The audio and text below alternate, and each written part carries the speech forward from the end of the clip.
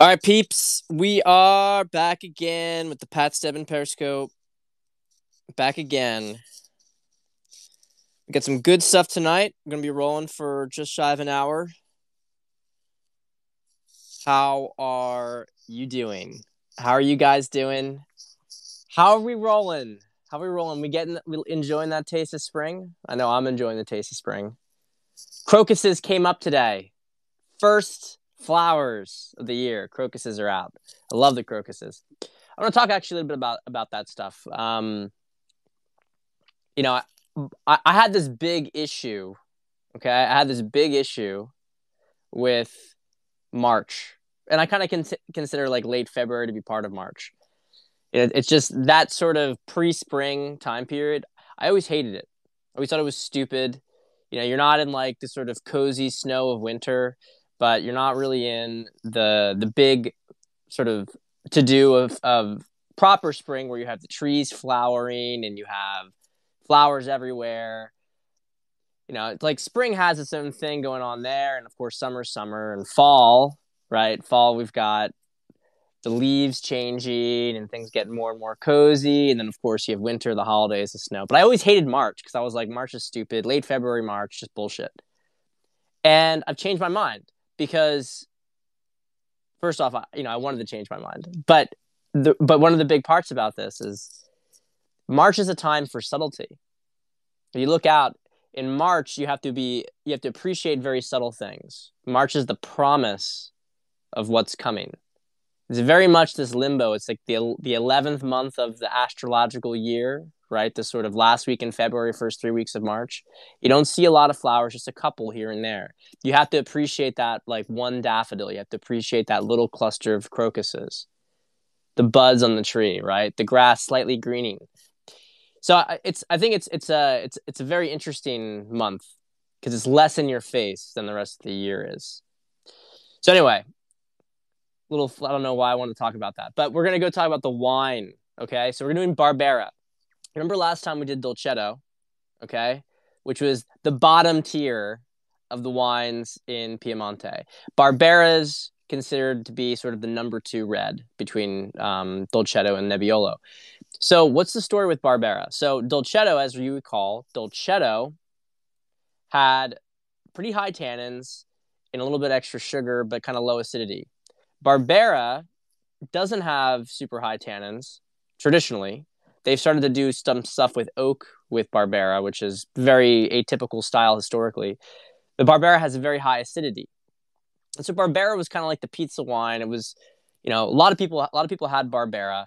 But, and it was good, but you couldn't necessarily, it wasn't until like the last 20 years that people really experimented with it and produce some versions of it that are really high quality that can really rival some of the best of Nebbiolo. We're going to do a tasting between one of these from Nizza, which is a sub-region in Barbera, Barbera d'Alba, I believe. We're going to do one of those, and we're going to compare it against the Barolo. That's going to be fun. We're going to do that probably two or a couple tastings from now.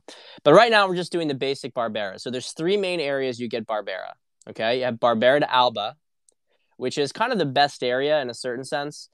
It's kind of confusing. The best land isn't given to Barbera in Alba, but Alba as a whole is the better area. And I'll show you guys on the map. Alba, this is the area where Barolo and Barbaresco are. So you can kind of see what we're talking about here, right? These are the 2 top Nebbiolo regions. And then surrounding it, you have Barbera, right? And then surrounding that, you have Dolcetto. So you can kind of see, it's a little bit difficult with the topography, but you can kind of get a feel for the sense that you have the best areas enclosed and then they kind of expand outward. So point here is that even though it doesn't get the prime area here, this section is pretty, these 2 sections are really great. So any Barbera grown around the Barolo or the Barbaresco, which is where Barbera d'Alba is grown, is going to be pretty great. Now, you see this big area right here is Barbera d'Asti. And this is more of the classic Barbera. These Barbera can become a little bit more age-worthy. This is the really classic Barbera. So, and then there's also Monferrato, which I can't find on the map right now. But it doesn't matter, because we don't have a Monferrato. So we're going to try Alba versus Asti. And I've never done this before. I've never tried these two next to each other. Normally, you're going to have Barbera to Asti. I see it a little bit more often. But let's see. So we'll do Alba first. This is Ruve. Okay. So first thing you get on the nose is a bit of reduction. And we talked about reduction before, but I didn't really explain it. You have reduction and oxidation. So it's basically chemistry. So if something's being reduced, that means that the oxygen's being moved away from it. On an extreme end, it can kind of lead to sort of sulfurish smells and can lead to a muting of flavors. It's like you talk about it's like almost like a very sterile way of doing winemaking. Sometimes it can go too sterile. Kind of affects the way the flavor profile. Oxidation does as well in a different direction, right? Oxidation is sort of like, we'll think about a plant, a fruit that ages more. You're going to get different phenolic compounds from that, right? When there's more oxygen interacting with it, it kind of opens it up. So you get some reduction, and Barbera is known for that. It's one of the issues.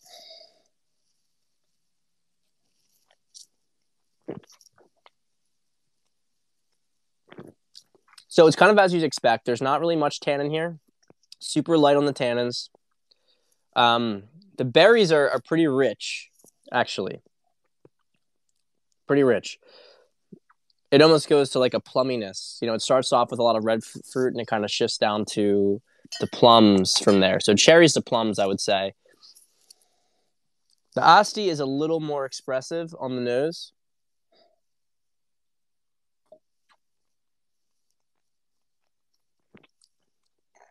A little more chewy. I think that there's some maybe oak in that one. There's more tannin in the Asti, but I think it's coming from oak treatment because the grape itself doesn't have a lot of tannin. There's not a ton though. I have to check that out. That's kind of interesting. Doesn't tell me. Anyway, they're both good. But neither of them really impress. I'm not saying it as like a negative. I would be very happy to have this one. I have zero complaints, but maybe they'll open up a little bit more, but it seems pretty simple, all things considered. So, these were, if I recall correctly, I don't know if maybe they went all the way up to 25, but I think they're mostly been in like the $15 to $20 range. So definitely try them out. All right. Let's talk about some stuff. All right. Let's talk about boundaries. Let's talk about abusive relationships. Now we're going to do another one of these things because I want to talk about how this is dovetailing with so much right now. I don't know about you guys. But this has been a very big year of growth. And I'm going to save that conversation for a couple weeks from now. I kind of want to do it around this sort of period. March 9th, I came back home last year. I left New York, or at least left full-time in New York. And it was around March 14th, I think, was the first, COVID cabal periscope. So I want to talk more about the sort of cycle from that year then. But I think that we can all pretty much acknowledge that we've gone through a ton of growth in this past year, right? Tons and tons of growth. This has been a year where hopefully you've been doing a lot of inner work, you've been challenging yourself, and you've been preparing yourself for what's coming. And what's coming is going to be pretty big. Now, Paul and I are going to be talking about a lot of the details of what's going to be occurring March, April, and then to a lesser extent in May and June. But, I want to emphasize something right now for everybody who's kind of curious, well, what's going to happen next. Nobody really knows. Okay, nobody really knows. Anybody who tells you they know, they're out there trying to get attention. And there's a couple of reasons for that. Part of the reason has been that communities that have been talking about this stuff have been increasingly monitored for whatever they've been putting out there, because the sort of normal systems that they would use to gain information haven't been working with the changing energetics. So they've been kind of spying on a lot of the things that we talk about. Now, so what, right? I want you guys to try to understand a little bit about how energy works, because I think that one of the issues that I've had for a while, people think I'm crazy sometimes, or they don't quite understand the concept, but I don't blame them, because it's not something that well, I'm going to try to explain it. So what is energy exactly? When we talk about trying to predict an event, when we talk about what's going to happen, okay, people will say, well, Pat, you've been pretty much wrong with a lot of these things. And some people don't feel that way. But if you were going to talk about specific dates, there's no question that things have been incorrect. There's no question about that, right? So if you're not necessarily grounded in energetic context, you may find that to be a sign of things. Well, you're just unreliable. What you're saying isn't true. It's never been true. But I think at the same time, if we're being honest, everybody can see the movement. Everybody can feel into the fundamentals, or those who can feel understand exactly what I'm talking about. Because what we're dealing with here is with energy. Magenta describes it as, and I think this is a perfect way to describe it. I never really knew how to verbalize it before. Pre-matter fabric. Okay? Pre-matter fabric. So what is that? Well, that means that there's a lot of potentiality for something that is building in the quantum field. Okay? So being in this sort of density, what we experience on a third density level is physical structures. Okay? Physical structures. Fourth density is going to be things like psychological structures, maybe, and narrative keeping, right? That could be a major aspect of it. I mean, the fourth dimension is kind of like a bridge, but it tends to use a lot more logic and information, but it's more abstracted. Okay? So there's sort of like, you could say, the information structure and then the physical structure, and those two things. So the narrative and the system are the sort of the fourth and third density structures, respectively. Okay? And then you have above that is something that they haven't really been able to see, because in order to see it, you actually have to feel it. In order to feel it, you have to have an open heart. Okay? And when you understand this, is very important, and this is why people don't quite get it. There is a feeling among the population for a different world, a different system. There's a feeling for it. There's a desire for it. And that desire for it, that moves into a state even of not wanting to have anything to do with the current structure, is so heavy and so strong. Okay? It's so heavy and so strong that it is weighing on top of the current structure in the current system. Okay? Now, if you are way inside of the system and the structure, all this stuff doesn't make any sense to you. It doesn't make any sense, because you're going to say, well, the things that you said were going to happen haven't happened yet, and they didn't happen when you said they didn't. Now, why would they maybe not happen at that time? Well, there's a couple of reasons they couldn't have happened, right? It's possible they didn't happen because maybe there was a good psychological program, people got more demoralized, and some of the energy got pulled back, right? Maybe it wasn't ready to materialize yet, in spite of other things, right?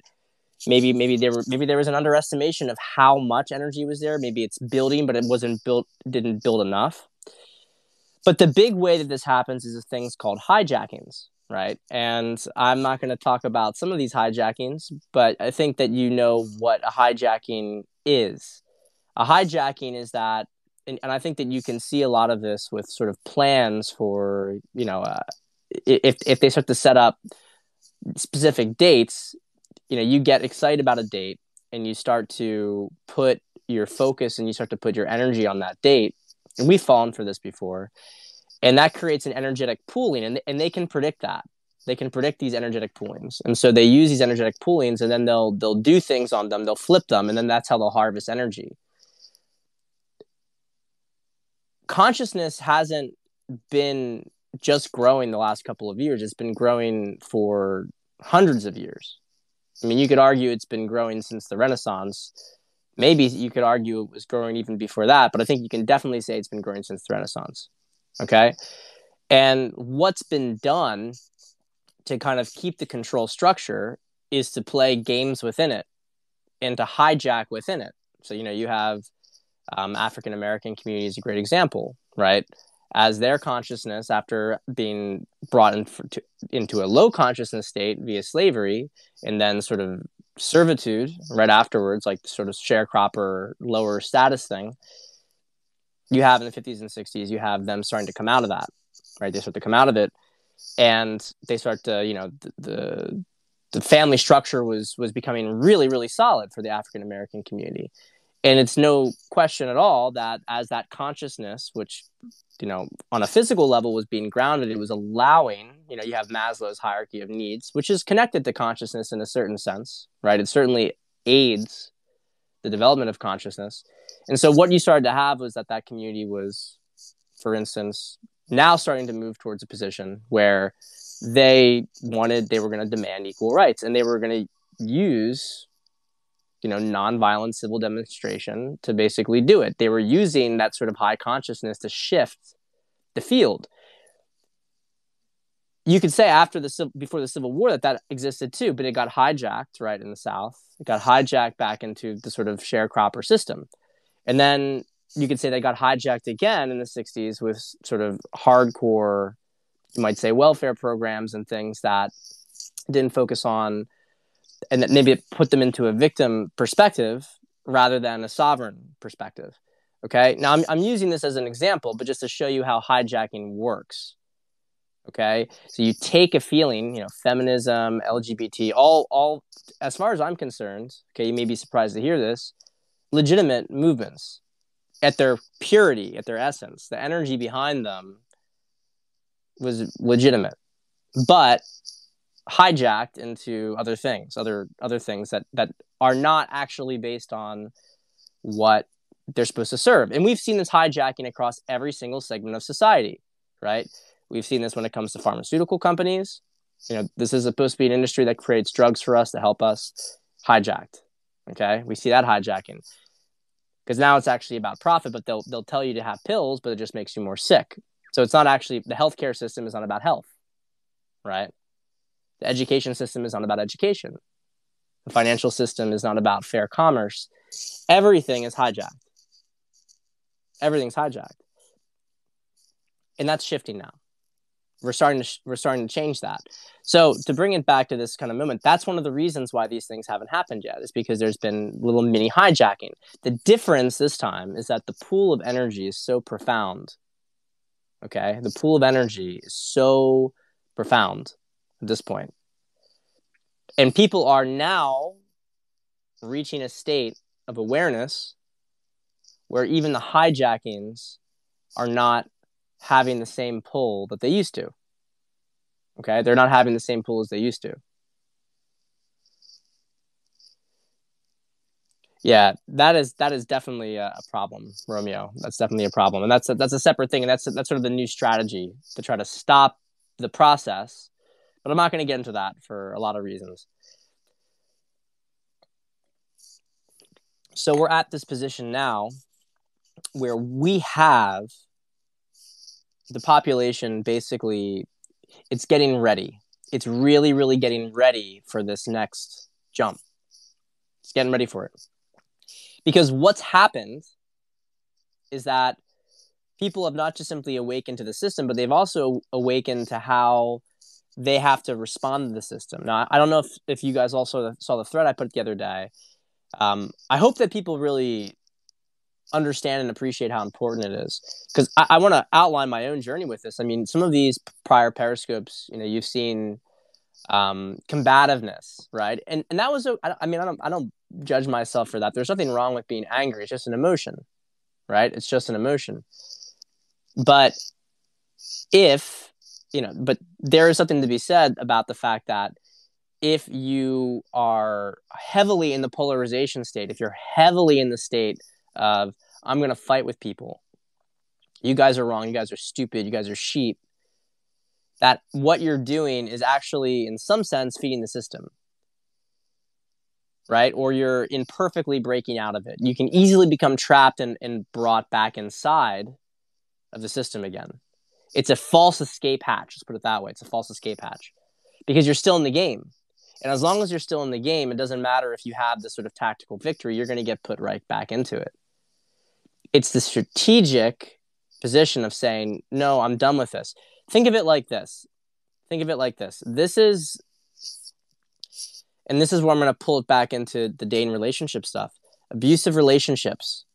Okay. Abusive relationships. If you are in an abusive relationship, there is this constant back and forth between the parties. They fight a lot all the time, or maybe one party's picked on, but there's still this sort of sense of I'm right, you're wrong. And actually, that energy doesn't matter who's actually right or wrong in a given moment, because the tide turns relatively quickly in those dysfunctional relationships, right? Very often. I mean, but even if one side wins, what happens? Okay, maybe the relationship ends, but then they get into the same pattern with somebody else. So the game continues in a certain sense regardless. The only way that these relationships really end and that you learn from them is when you decide, wait a minute, I actually am tired of fighting with you. I'm tired of this relationship. I don't want to be a part of this relationship. Please watch that clip from Varsity Blues if you haven't. It's so powerful. It's exactly what we're going through. This is a team of good kids, right, who have talent and who have basically built everything. They have all the energy, and they're hijacked. There's a control structure, which is the coach, which is hijacking them and abusing them for his own purposes, for his own power. And the team, the Cool Whip scene, that's great. I love that. I love that one. I'm going to make myself a chocolate sundae. You want one? It's so powerful, though, when you see them stand together in sovereignty and they say, no, I'm not going to participate. I'm not going to participate. If you do this, I won't participate. I'm done. And then the big clincher here is that the only way we will go back on that field is without you. That is us right now. That's how so many of us feel. It's like, we don't want to retreat from the world. We just don't want to play for you. We want to play, but we want to play how we want to play. We want to be able to be creative. We want to have fun. We want to work together. We want to acknowledge each other. Notice that the team, how decentralized the team became, right? Everybody had a role. Everybody helped. Everybody won. I don't want to sound like feel good stuff, but people, at the same time, people have no idea that things are so bad, not because they have to be bad. They're bad because the way that the system is designed is to make them bad. That's the way it is. Designed to create fear. And if you just simply say, you're not going to consent, I don't consent to this. I don't consent to the control structure. Everything they do is based on consent. If you're not initiated into sort of magic and you're not initiated into the esoterics or the ritualism of this, you don't understand how important that consent is to them. That's why you click I consent on all these different forms. Consenting is very, very important. And that's why they show you things, so that you consent because they've shown you it and you didn't do anything. But if you actually explicitly say, I don't consent to your rules, I don't consent to this, I don't consent to this, then suddenly they have a really big problem on their hand. Because they can try to use force, but then they're in a real dichotomy of power versus force, right? You have all the power and they're trying to bludgeon you. And I'm not going to be so naive as to say that they can't, to a certain extent, with physical force, do certain things. But if everybody stands in sovereignty, then that's really limited. It takes an enormous amount of force to block someone in power. And if everybody or a significant number of people stand in power, then the force collapses. It has no energy and has no ability to deal with it. And so we talk about abusive relationships and stuff. This stuff happens in our interpersonal relationships. And we are in an abusive relationship right now. That's what we're in. We're in an abusive relationship. And a lot of us have already decided we're not going to be in the relationship. But the whole collective kind of has to get to that point, or at least enough of them have to get to the point. And we're getting very close to that. We're in a preparatory period at the moment. Preparatory period. Okay? And I think that what everybody's starting to feel more and more is this sense of higher and higher boundaries around their energy. Okay? Because in our process of detaching from the abusive relationship, we are also detaching from people who want to be in the abusive relationship, because that we feed off of their polarity, their engagement with it.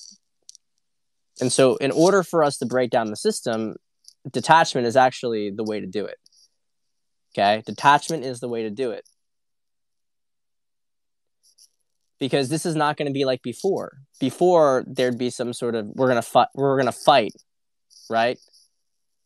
We're going to physically fight. We're going to kill those sons of bitches. Okay? No. There will be justice. There will be justice, but it's out of the frying pan into the fire, right? You do that stuff, and then that emotion gets hijacked again. And then you feel like, I won, and you're like actually back underneath the control structure again. Whereas this time we have to stop the game. It's the game we can't play. That's the thing here. It's the game we can't play. And it's that shift in a different consciousness. And people who want to play the game, absolute love for them. Seriously, absolute love for them and for their choices. But we need to also be able to respect ourselves and our own boundaries and not take responsibility for how they feel. And if that requires that distance for now, that's okay. That's okay. But by withdrawing from the system, or withdrawing from the legitimacy, and I think we all feel it's stale. I mean, who cares about politics, really? It's so boring. It's so boring. I mean, I don't understand how people can continue to be outraged about these things. To me, let's just like, yep. Like, we know it's okay. So it's going to be very interesting to see how things unfold. But I want to talk about how this structure will affect us on all sorts of levels, and may also affect us in our interpersonal relationships, because I think this is important.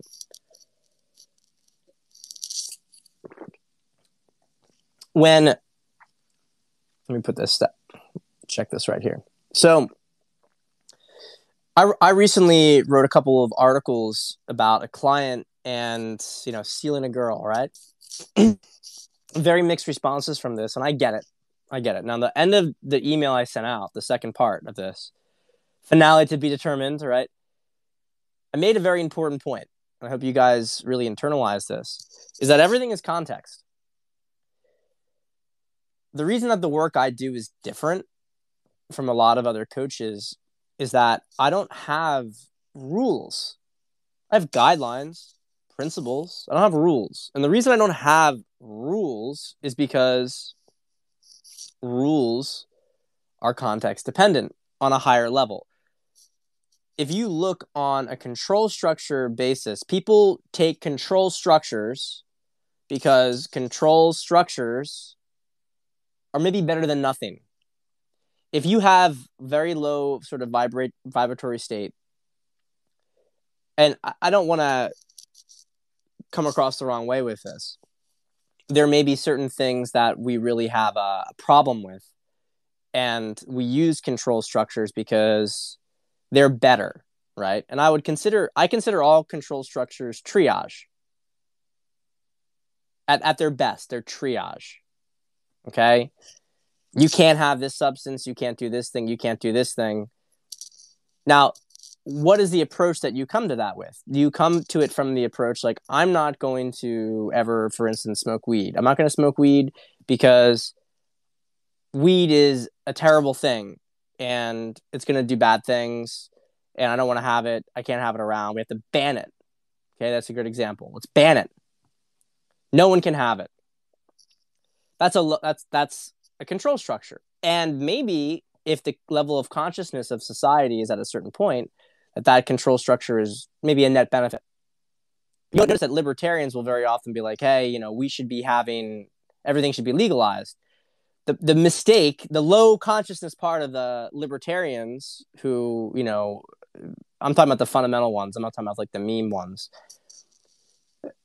Libertarianism is actually pretty high vibration. I've never identified with libertarianism, but it's actually kind of high vibration because it acknowledges individual sovereignty. The sort of stupidity of libertarianism is not acknowledging that not everybody is at that level of awareness. And so if everybody was libertarian, then you could have a libertarian society. High consciousness people don't need much government. That's one of the things that's going to shift in the future because we need less control structures. The laws are also going to look different in the future as a result. And our relationships are going to look different. So right now, like with this email, there were some people, and I get it. And I think that there's actually very valid points, right? I think that there's very valid points when it comes to, okay, well, he shouldn't be talking to this girl because she's in this committed thing and that breaks, cardinal rule.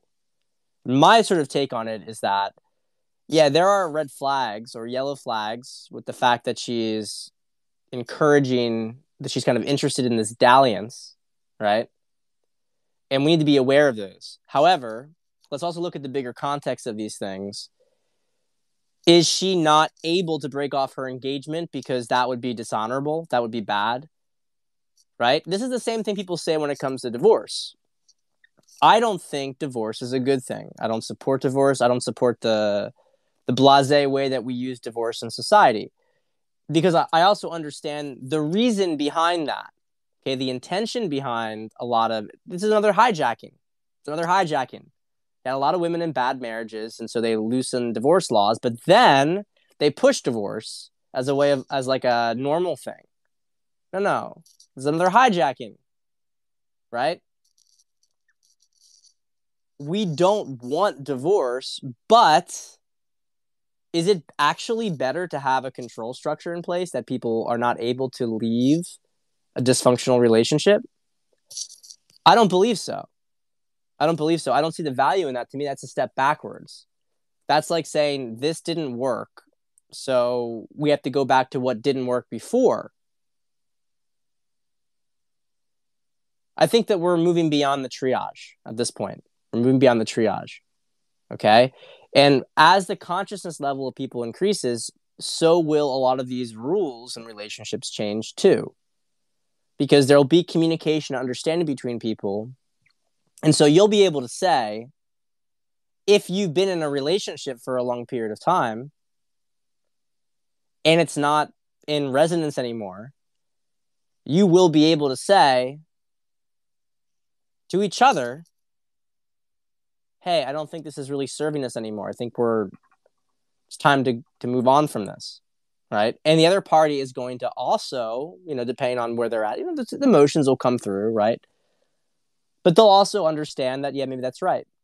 Now, I want to caveat this, that a lot of the spirituality community doesn't really do the work, and they do this stuff and they use this language as a means of evading their patterns.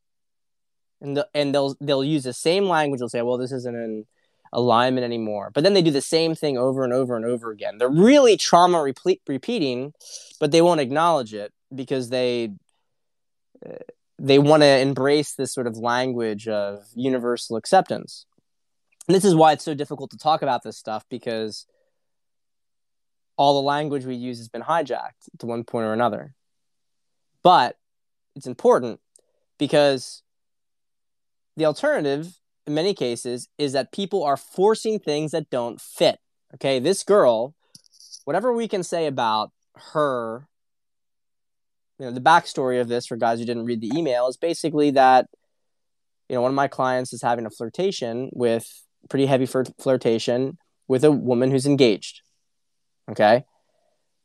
No physical lines crossed, but they're kind of seeing each other and feeling this thing out.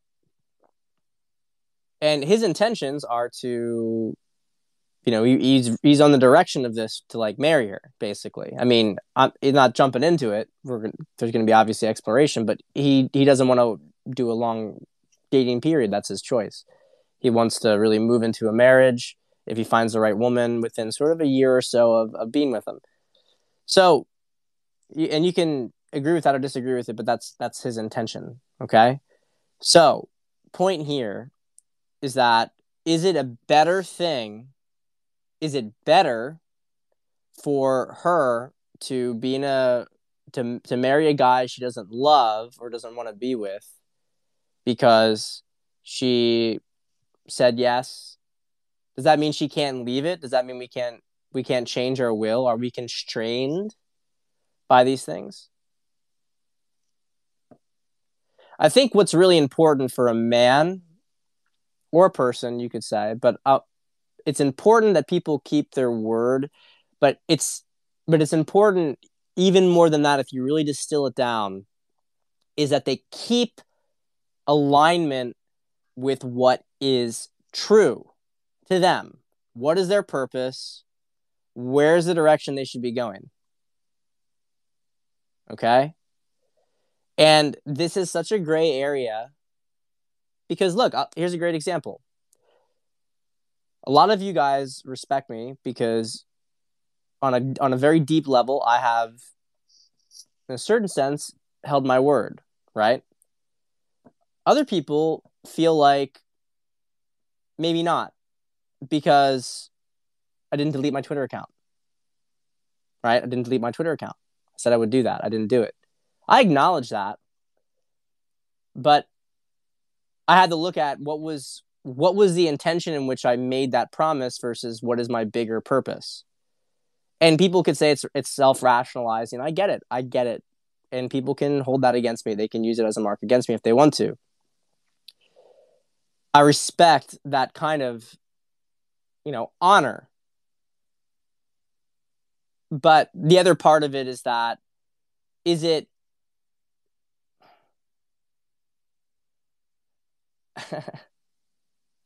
what serves the highest good for the individual, right? And so I think this is the same thing with relationships, that we have these rules, we have these guidelines, these rules, and in a relationship, are they always ironclad? I don't think they're ever always ironclad. Is that because a lot of times sticking to a rule is kind of based on ego, and it's based on fear. Okay? It's based on ego and it's based on fear. Because if you stick to the rule, then at least you have something to define yourself by. So I think it's really important that the codes that you pledge yourself to are codes that are in alignment with you. Understand this distinction here? You may, some people watching this may not agree with it, but that stuff that I pledge myself to is not in alignment with my personal code. It was an ego jerk-off thing. That's what it was. It was an ego jerk-off thing. And it was said, and I learned from it. But, the question here for people when it comes to the relationships is, how much do we want to throw ourselves into that stuff, right? Does that mean if you make a commitment, let's bring it back to the relationships. If you make a commitment to be with somebody for the rest of your life and 15 years on it, despite trying, you guys are growing apart. Does that mean that you have to stay with that person? Right now, our paradigm is you can't leave them. You're a bad person if you leave them because you guys made a promise to each other. The second paradigm is that who cares? Do what you want. And I don't think that either of them are great ways to go about it, but I think that an acknowledgement, if your level of consciousness is higher, people are just kind of like, yeah. My last business coach, my new one's Will B, incredible, absolutely incredible. I highly recommend him. Highly recommend him. Super high integrity, super intelligent, and right now, super bargain. I mean, get on that train if you need help with your business, because the way that he structures it He doesn't just throw, here's what you have to do. He looks at you, he looks at who you are, what you will do, and helps you to capture that own individual energy in the most effective way. But anyway, my business coach before Will is a great guy. And without him, I would not have got my masterclass together.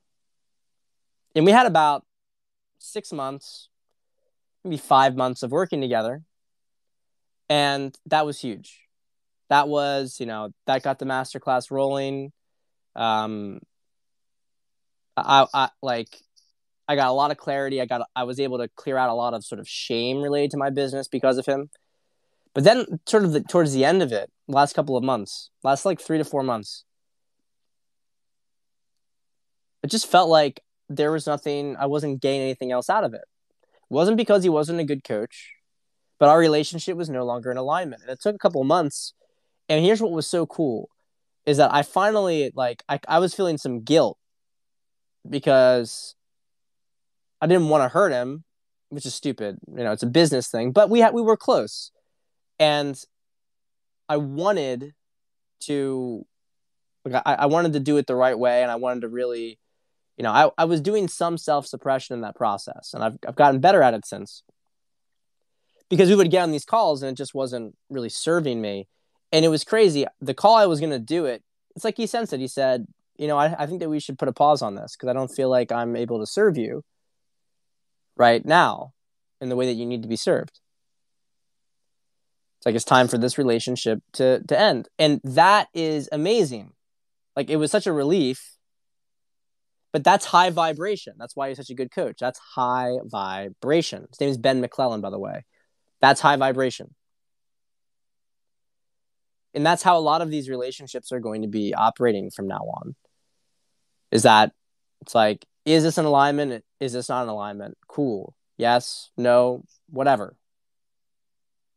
And we're going to be out there trying to help and serve each other. And in a romantic sense, I think that when couples are on the same path of growth, that very often they're not going to split. They're not going to.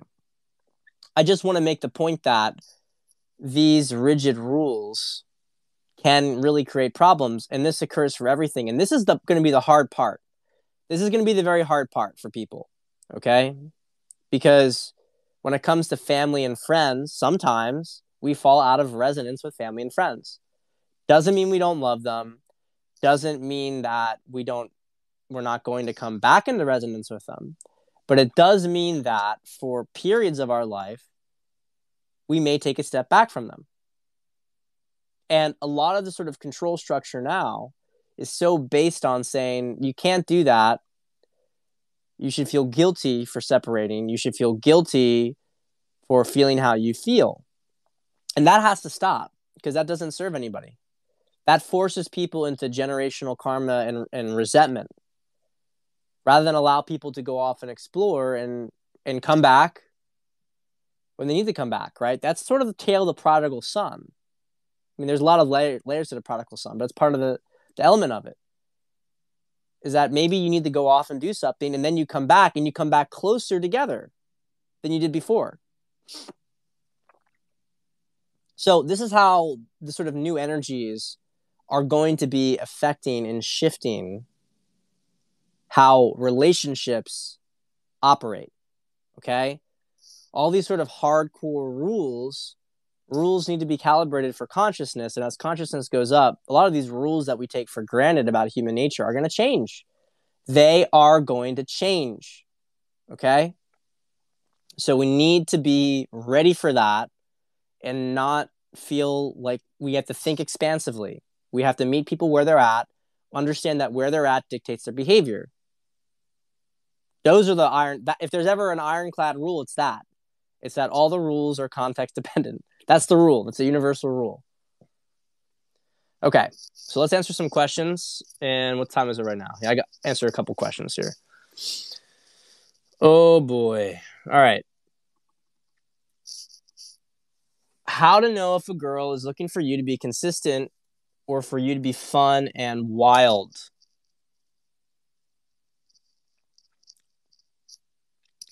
Yeah, Dex, I know, just real quick. Dex, I know. I saw that even when we were talking. I work with Dex, by the way.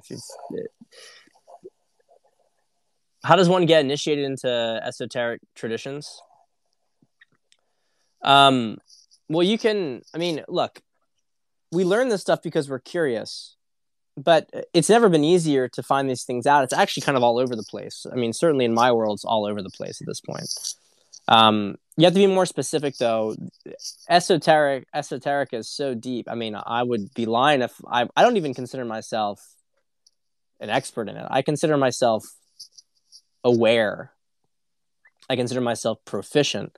There are people who have spent decades studying it, decades studying the occult, decades studying numerology, astrology, alchemy. I mean, there's so much. There's so many different avenues. It almost makes it's equivalent. It's almost equivalent, if not more so, in scope to the material world traditions of physics, chemistry, etc. Because there's too much there, and that's why you see a lot of people who master areas of the material realm in medicine and physics very often they'll tend to branch into the esoteric because they realize they hit a barrier with their knowledge, right? They realize that what they're looking at is not the full picture, right? Okay. So, how to know if a girl is looking for you to be consistent or for you to be fun and wild? Topics that make girls. Okay, this is a couple questions here. How to know if a girl is looking for you to be consistent or for you to be fun and wild? I mean, honestly, she's gonna probably show you pretty clear cut in her behavior. If she's looking for you to be fun and wild, she's gonna be a girl who's much more. Generally, they're gonna be a little bit more bored if you're not doing fun stuff. They're not gonna be interested in you unless you're already fun and wild. And a girl who's looking for more of a stable guy is going to be attracted to you if you are more of a stable guy. So it's kind of like asking the question in the wrong direction. You are going to know the girls by what you are and who's attracted to you. Right? Now, if you're trying to ape a behavior for specific girls, well, what's the setting that you're meeting them in? Right? You might have to test it at first. Girls are looking for both, though. Remember, girls are looking for both. And, there are some girls who are really just looking for consistent stuff off the bat, but that's more of like a trauma response. They just won't let themselves have fun. So they kind of close off. And you've seen these women, they have pretty shut down energy, not very pleasant to be around. And then you also have the similar stuff from girls who are like all fun and adventure. They can't do anything grounded. They're also traumatized and escaping. So really a good girl, a healthy girl is going to have a desire for both things. So bring both to the table for those girls. Topics that make girls converse and walk us through one of your pickup routines. That would be dope to learn. To learn the way you pick up. I don't do pickup routines. I don't do pickup routines. I never really did pickup routines. You're asking the wrong guy for that. I'm not saying I don't see a place for them in the ecosystem. As we just talked about, there are different levels of consciousness, and where you're at and where the girls that you're trying to pick up are at, a routine could work. But to me, it was more difficult. It was more difficult for me to follow a logical sequence than it was for me to go with my heart. And so my journey in pickup was learning to access my heart and not be afraid to use it to connect. Do you understand this? This is actually really important. Okay. Sometimes like these gems come out. I'm just talking about random shit. Okay. This is actually really important. If you are at a sort of heart level, your biggest challenge as a man is going to be being comfortable with allowing yourself to be guided by that. That's going to be your biggest challenge as a man. It's not, how do I learn the system? So much of all this stuff is, well, if I learn what this person does, then maybe I'll feel better. If I learn what this person does, maybe I'll feel better. If I learn what this person does. They keep doing that over and over again throughout their life. And where does it get them? Where does it get them? Doesn't get them where they want to be. And what happens to the best of them, the most fortunate of them, is that they understand, they start to realize, well, you know what? I trust myself instead. Like, I've had experience trying what other people do, and I like this, I don't like this. This resonates, this doesn't resonate. They sort of do it automatically, unconsciously. Could be painful to go through it, but they unconsciously start to filter and say, you know what? Yeah, this just didn't really work for me, but this did. But if you as a man are able to tap into your heart and connect with a woman unapologetically, you don't need a routine. I don't say this with condescension, but it is a fact that a routine is a headspace thing. And so if you're going the route of routines, then you're avoiding the heart. You're avoiding the heart path. And some guys fully commit to that sort of logic path, and that's their choice. But most guys who take that heart path, who use logic when they're on a heart path, just find it to be very ineffective and unfortunate. And yeah, Sean, routines are training wheels, and I do think that they, look, I think that they have some of the place. I think parts of routines certainly have a place.